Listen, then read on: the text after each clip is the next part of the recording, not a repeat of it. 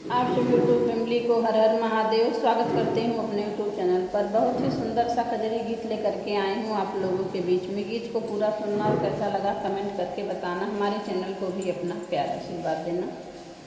हर हर महादेव, जय श्री शंभू। सखी होला